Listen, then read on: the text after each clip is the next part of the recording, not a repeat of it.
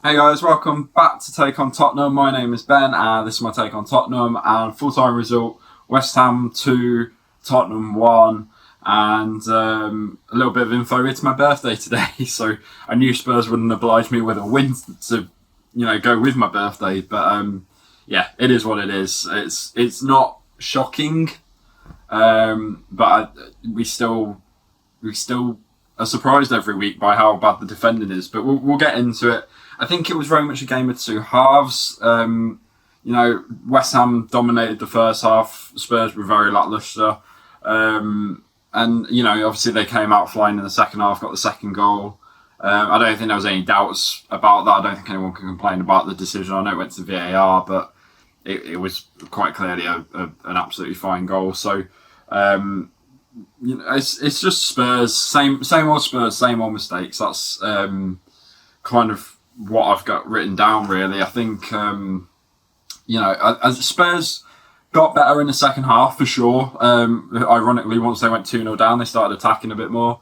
But it was definitely a game of two halves in the sense that, I don't know, Spurs really, really went for the...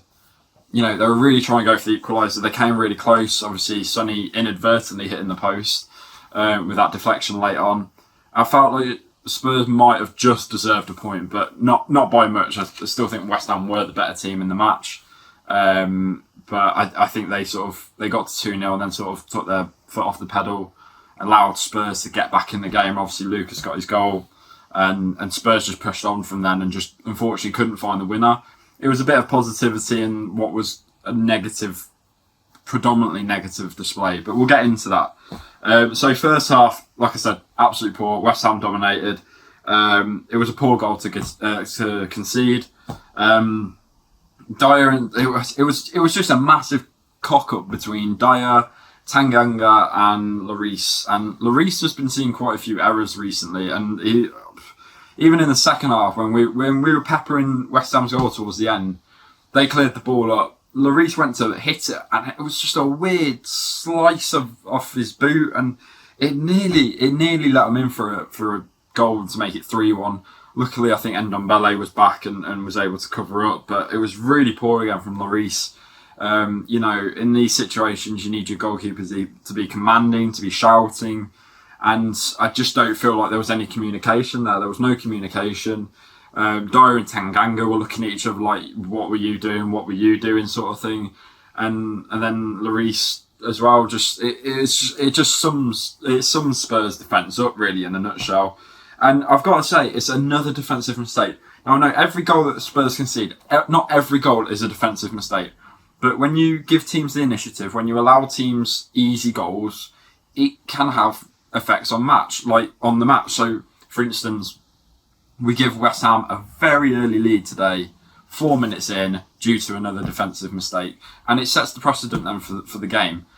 West Ham really good defensively. They're a really solid team anyway, and they're gonna 1-0 up. They're gonna either push on or they're gonna sit back and defend the lead because they've got, like I said, they've got that solid team, and Spurs could not find a way through in the first half.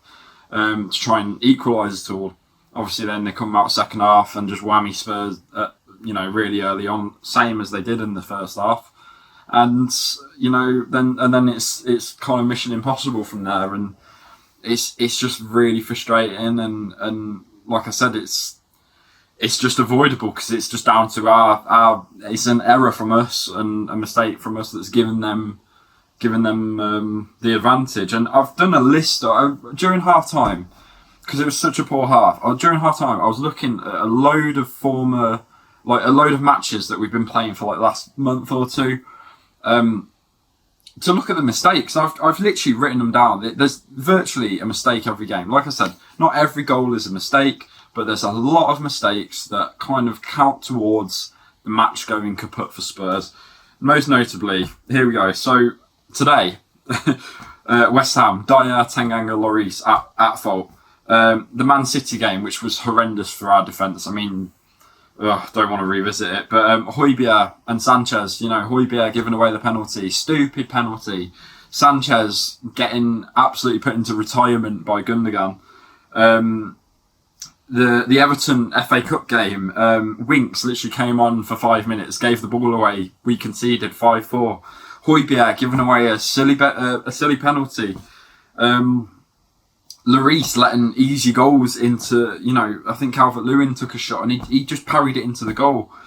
Sanchez as well, he got 2 goals in that game, but was poor in defensively. He's making mistakes, bad positioning, giving the opponent the advantage. Not making them at least work for goals. We're just giving it to them on a plate. Chelsea, the 1-0 loss at White Hart Lane. Dyer, silly penalty given away again because he was on the floor and just thought, I'm going to try and get through the player to get the ball. Silly mistake. The Brighton loss, Davies, 1-0 again. Ben Davies just gives it away, doesn't track back, and then fails to block the goal as well. Another mistake. Wolfsberger, literally just this week, Sissoko giving away the penalty, a silly mistake. And it was the same with Sissoko just at the end of the first half of that game, where he nearly gave away a free kick on the edge of the box, and it could have been costly as we're going into half time. Silly mistake. Even the Wickham match, Davinson Sanchez, mistake at the back. What a shock. Bad positioning, no marking, and just generally looking like you've never played a game in defence in your life, in your career. We get these players like Dyer who come out, I want to be the centre-back, I want to be playing everywhere, I want to be the centre-back, all this. And it's just like, what are we being shown to go towards that? I mean, he's not even commanding anywhere right now. Like, he's not commanding the defence, obviously, because the errors are still happening. He's defensively this season, he's been questionable. Toby Alderweireld, probably our best defender at the club, is a yard off the pace in games. Some games he's unstoppable. Some games he's easy to play past. Davinson Sanchez, I wouldn't put him near the starting team, if you paid me to. Joe Rodon, young and inexperienced, hasn't got the experience of the Premier League yet, and that's going to be bad going forward because we can't just drop him in there and hope for the best. Japhet Tanganga, I think, would be a good shout at centre-back, but Jose doesn't want to play him at centre-back. He sees him more as a full-back. And then, we look on the wings. Ben Davies, a solid left-back, but not first choice on the team at all. Still warrants a mistake every now and then. Sergio Reguilon, really good going forwards. I thought he was probably one of the positive things about today. And Serge Aurier, big improvement for him this season, but defensively you still worry about him. And Matt Doherty, who's really been poor this season. So defensively, and even going to the goalkeepers, like we've got Joe Hart and Hugo Lloris. Now, like I said, Hugo Lloris, probably some of the best form of his career early on this season. Really unstoppable. Last 3 or 4 weeks, very error prone, doesn't seem that confident right now. And you look at the alternatives, it's like we've got Joe Hart and that's it. Paulo Gazzaniga's gone out on loan. And we've got Alfie Whiteman, who's from the academy. And it's like, I really think Spurs need to now start looking long term for a Lloris replacement. I personally, and I've said this for a number of years, would love to see us sign Nick Pope. I think he's a very positive young goalkeeper. He's really good goalkeeper. And he's used to a sturdy defence with Burnley. So, he's used to... that Burnley are a team known for keeping a lot of clean sheets and really making teams work for their goals. So I'd love to see Nick Pope get signed up. Do I think it'll happen? No, but that's just my opinion. But these just mistakes, and it's again today just mistake after mistake, and it just opened it for West Ham. Just give them a goal after 4 minutes. It's as easy as that. Kane was poor in the first half. Sonny was poor. Lucas, Lamela, they were everyone was poor. And Ndombele, I thought was too deep in his position to really have an effect on the game. 43 minutes it took for Spurs to get a shot on target. 43 minutes for the first shot on target. Oh, it's bad. Second half, they came out, obviously conceded very early on, but it was like it was a kick up the arse. Kane performed better. Lucas got a really good header. Not really the one that you'd expect to get a header on goal from the corner, but it was a good goal. I really thought Bale was really good when he came on. He was causing a lot of threat. would have been one of the goals of the season had he scored that volley that hit the bar. It's just fine margins like that.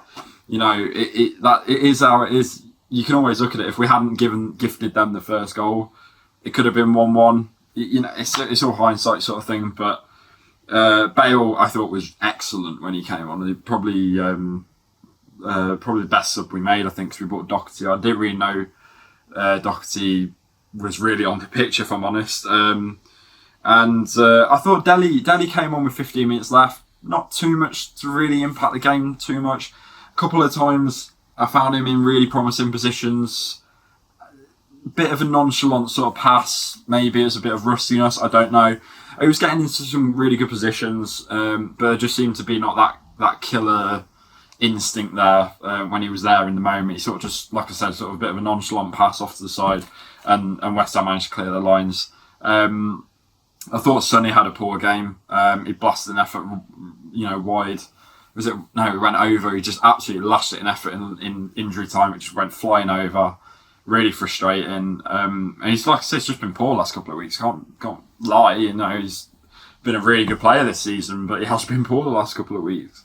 So yeah, it's frustrating. Spurs are 9th now, which is unacceptable. But like I said, I'm not a football manager. I'm just a guy on the internet who rants a lot. But I just think a couple of changes need to be made. I think the Spurs need to be going into the transfer market this summer, actively buying quality defenders. We don't need anything going forward. We've got Kane, we've got Son, we've got Bale. Granted, we'll see what happens with the Bale situation. Hopefully Dele can start coming into his prime over the next couple of weeks and stuff before the season ends. But Spurs really need to sort out their defence. I don't know what's going to be happening in the summer with managerial changes and stuff. Spurs keep losing. It'll be very interesting to see what happens. But something needs to happen. I can't believe they had the best defence in the Premier League at one point in this season, because we haven't changed the players. So I don't know what's happened, but just shipping goals. So we go again on Wednesday. We're the only Europa League match on Wednesday for our second leg against Wolfsberger. So we'll see how we go again there. We've got a 4-1 lead on aggregate, but I'm sure we'll find a way to balls that up. And so I'll see you guys in the next video. Hit that like button, the subscribe button, you know what to do. And I'll catch you guys in the next video. And as always, come on, Spurs.